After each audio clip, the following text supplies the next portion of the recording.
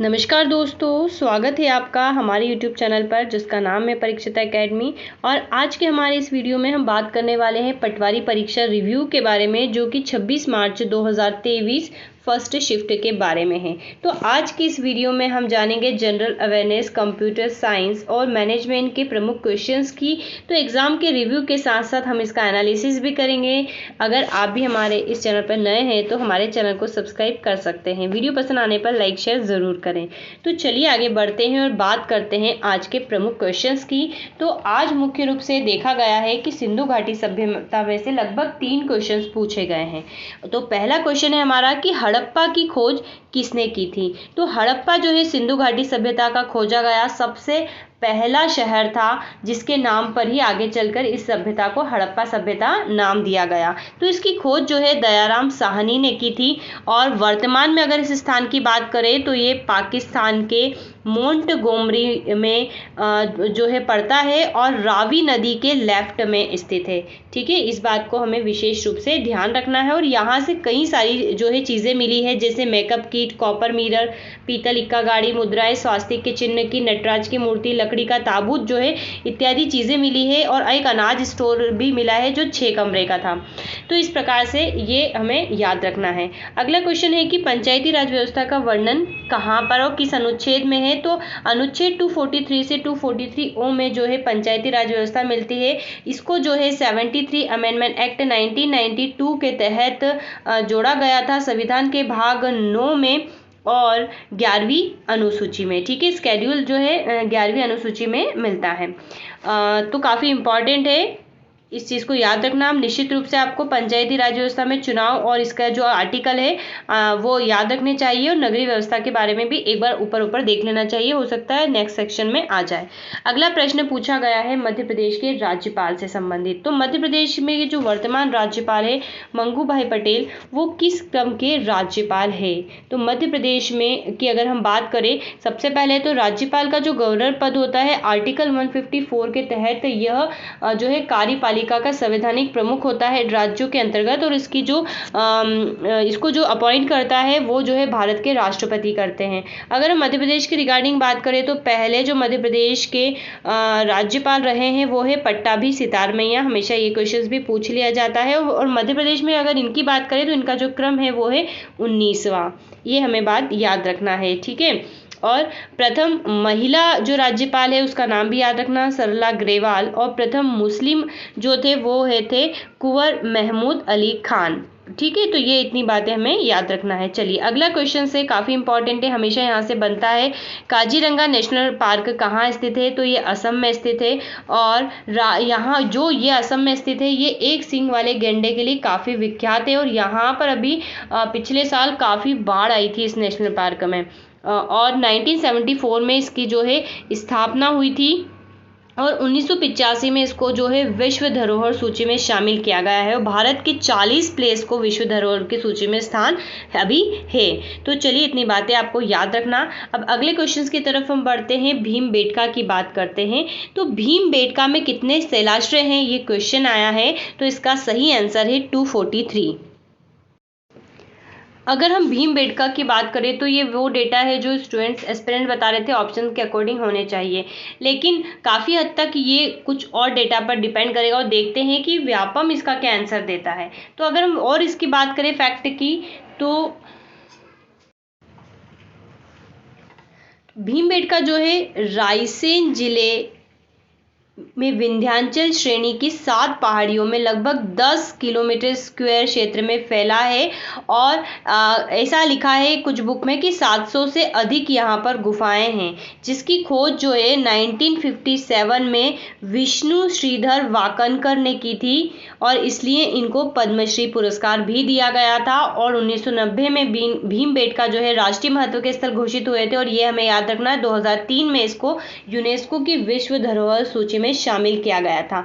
और भीमबेटका में साथ में ही 400 से अधिक भित्ति चित्र प्राप्त हुए हैं। तो भीमबेटका के बारे में ध्यान रखना है, और ये मीजोलिथिक ये और नियोलिथिक काल के हैं, और दैट मीन ये लाखों साल पुराने हैं। और विश्व विरासत सूची में जो है मध्य प्रदेश की मात्र 3 स्थली है, जिसमें से भीमबेटका भी है। तो ये बातें हमको याद रखना है। तो चलिए अगले क्वेश्चंस की तरफ बढ़ते हैं। बात करते हैं हड़प्पा सभ्यता का बंदरगाह। भी हाल ही में जो है पटवारी परीक्षा की किसी एग्जाम में क्वेश्चंस पूछा गया था, और फिर से आज आया है, रिपीट हुआ है क्वेश्चन कि हड़प्पा सभ्यता का बंदरगाह तो ये पड़ता है लोथल में। लोथल जो है वर्तमान में गुजरात में है, भोगवा नदी के तट पर। और इस स्थल की जो खोज की थी वो की थी रंगनाथ राव ने। यहाँ से कई सारी चीज़ें मिली थी। बंदरगाह तो था ही, यहाँ पर अगर हम सुन सके आप तो लिस्ट हम लिखने की बजाय सुना ही रहे। मेसोपोटामिया की मोहरें मिली थी, अग्नि वेदिकाएं, घोड़े की मूर्ति, सुराही, दिशा सूचक यंत्र मिला था जिससे माना जाता है कि बंदरगाह था। चावल के प्रथम साक्ष्य मिले हैं थे। युग्मित समाधि, 13 कमरों का मकान और नाव के चित्र वाली मोहर जो है यहाँ से प्राप्त हुई थी। ठीक है, तो इतनी बातें याद रखना है। नागपुर का अधिग्रहण कब किया गया था, क्वेश्चन आया है। और ये क्वेश्चंस यहाँ पर एक बार डलहौजी ने भी करा था, अब पता नहीं किस रिस्पेक्ट में पूछा गया है। तो आई थिंक ये ऑप्शंस रहते तो ज़्यादा बेहतर बता पाते। चलिए अगला प्रश्न है, मध्य प्रदेश की सबसे बड़ी नदी। कहने को तो क्वेश्चन सिंपल है लेकिन इम्पॉर्टेंट है, क्योंकि मध्य प्रदेश की नर्मदा नदी के बारे में पटवारी में इसी सीरीज में जो है काफ़ी क्वेश्चंस पूछ लिए गए हैं। आज इससे संबंधित आया था। तो मध्य प्रदेश की सबसे बड़ी नदी है नर्मदा, और भारत की 5वीं सबसे बड़ी नदी है वो, और काफ़ी पवित्र, हम सबसे पवित्र नदी मानते हैं इसको। नर्मदा की बात करें तो अमरकंटक से निकलती है, इस प्रकार से वो खंबात की खाड़ी में जो इस दिशा में बहती हुई गिर जाती है। तो ये इस दिशा में अगर बह रही है तो ये इसका लेफ्ट पार्ट है और राइट पार्ट है। तो यहाँ से जो है 22 सहायक नदियाँ मिलती है, और यहाँ से कुल 19 सहायक नदियाँ जो है मिलती है। तो इस प्रकार से नर्मदा में इतनी सहायक नदियाँ या भी याद रखना है हमको। और भारत की हृदय रेखा, मध्य प्रदेश की जीवन रेखा, गुजरात की जीवन रेखा और मध्य प्रदेश की गंगा की संज्ञा इसे दी गई है। और इसके अलावा इसके और भी बहुत सारे नाम हैं। और कालिदास जो हैं उन्होंने भी नर्मदा, मेघदूत में नर्मदा को रुद्र कन्या कहा है। ठीक है, रुद्र कन्या कहा है। और हमें पता है कालिदास का जो अमरकंटक वाला से रिलेटेड भी उनका एक काव्य ग्रंथ काफ़ी प्रसिद्ध है। ठीक है, तो इतनी बातें इसकी थी। अब अगले प्रश्न की तरफ बढ़ते हैं। तो क्वेश्चंस पूछा गया था मध्य प्रदेश की भोपाल की मस्जिद से संबंधित कोई क्वेश्चन आया था। अब क्या क्वेश्चंस था वो तो अब हम नहीं कह सकते, लेकिन अगर भोपाल की मस्जिद की बात करें तो इसकी 2 मस्जिद बहुत फेमस है। एक 1835 में जामा मस्जिद है जिसका निर्माण जो है कुदसिया बेगम ने करवाया था। और एक मंदिर जो है यह जो है शाहजहां बेगम द्वारा बनवाई गई थी, जिसका नाम है ताज उल मस्जिद, और विश्व प्रसिद्ध है और सबसे बड़ी मस्जिद है ये। ठीक है, ठीक है, तो ये चीज़ें इतनी याद रखनी है मस्जिद के बारे में। और जो ताजुल मस्जिद होती है इसको मस्जिदों का ताज कहा जाता है। भारत और एशिया की सबसे बड़ी मस्जिदों में से एक है। तो ठीक है, शाहजहां बेगम ने करवाया था। 1971 में इसका निर्माण कार्य पूरा हुआ था। ठीक है, इतनी एक बहुत चली। ठीक है, तो भोपाल में इतनी ही मस्जिद हमको याद रखनी है। एक 2.5 सीढ़ी मस्जिद भी है भोपाल में, जिसका निर्माण जो है दोस्त मोहम्मद खान ने करवाया था। और मोती मस्जिद भी भोपाल में स्थित है, सिकंदरा जहां बेगम के द्वारा, जिसका निर्माण कार्य करवाया गया था। अब अगला क्वेश्चन की तरफ हम अगर बढ़े तो क्वेश्चन आया था कि बेहर असलम पत्थर मंदिर से रिलेटेड कोई क्वेश्चंस था। तो अब इसके ऊपर कोई श्योरिटी नहीं है कि क्या क्वेश्चंस रहा होगा। ठीक है, अब अगला क्वेश्चन है कि खेलो इंडिया गेम्स को कितने साल के लिए आगे बढ़ा दिया गया है। तो इसको 4 साल के लिए आगे बढ़ा दिया गया है, 2025-26 तक। अगला क्वेश्चन है कि मध्य प्रदेश में निम्न में से कौन सी नदी नहीं बहती। तो ये अभी ऑप्शंस पे डिपेंड करता है, पता है हमको मध्य प्रदेश में कौन कौन सी नदियाँ बहती है, तो उस हिसाब से हम इसको एलिमिनेट कर सकते थे। नेक्स्ट क्वेश्चन है कि अमेरिका शनि के चंद्रमा टाइटन पर उपग्रह भेजने का मिशन कब तक पूरा कर लेगा। तो ये 2027 तक पूरा कर लेगा। अगले प्रश्न की ओर बात करें तो वैदिक काल में सर्वप्रथम किस धातु का उपयोग किया गया था। तो जो है कॉपर का सबसे पहले उपयोग हुआ था। ठीक है, मेहर माता मंदिर से संबंधित क्वेश्चन आया है जो कि सतना जिले में है, और ये जो है क्वेश्चन रिपीट हुआ है, अभी पटवारी की किसी शिफ्ट में पूछा गया था। अलाउद्दीन खान का संबंध कहाँ से है, तो मेहर से है, सतना से बिलोंग करते हैं, और ये सरोद वादक है और काफ़ी प्रसिद्ध है ये रहे हैं। हड़प्पा नगर में खुदाई के दौरान क्या निकला था, तो ये भी आई थिंक ऑप्शन रहते तो ज़्यादा इजीली बता पाते कि हड़प्पा में अभी हमने जस्ट पढ़ा मोहरें मिली है, बहुत सारी चीज़ें मिली हैं, तो वो ऑप्शन से ज़्यादा अच्छे से एलिमिनेट कर सकते थे। नेक्स्ट क्वेश्चन पूछा गया था कि निम्न कोई मंदिर दे रखा था और उसकी मूर्ति किस पत्थर से बनी है, तो ये भी ऑप्शन होता तो ज़्यादा क्लियर होता। बांध से संबंधित एक क्वेश्चन था, नॉट श्योर है कि वो MP से रिलेटेड था या इंडिया का था। मकबरे से संबंधित क्वेश्चन था, जबलपुर की साक्षरता पूछी गई थी कितनी है, मध्य प्रदेश की कंपनी स्थापना से संबंधित कुछ प्रकार का क्वेश्चन था, और मिट्टी के बाराती रचना पूछी गई थी। मिट्टी के बाराती किसकी रचना है, तो शिवमंगल सिंह सुमन की रचना। और फेमा का पूरा नाम क्या है, तो फॉरेन एक्सचेंज मैनेजमेंट एक्ट।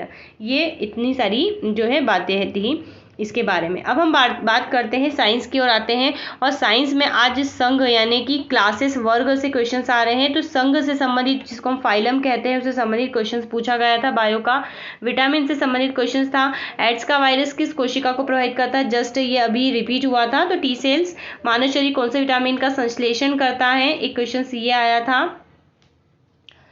पृथ्वी का क्षेत्रफल पर लगाए गए बल को क्या कहते हैं, तो इसको जो है दाब कहते हैं। एक वायरस से संबंधित क्वेश्चन था, सिरके का रासायनिक नाम क्या है, तो इसको सिरके को जो है साइट्रिक एसिड कहते हैं। एसिडिटी का कारण क्या है, तो आई थिंक ये भी ऑप्शन से एलिमिनेट कर सकते थे। तो ये मुख्य रूप से और पानी, एक क्वेश्चन ऐसा भी था कि किसमें से पानी निकलता है, तो आई थिंक वो भी ऑप्शंस रहते तो ज़्यादा अच्छे से बता पाते कि क्या क्वेश्चन रहा होगा।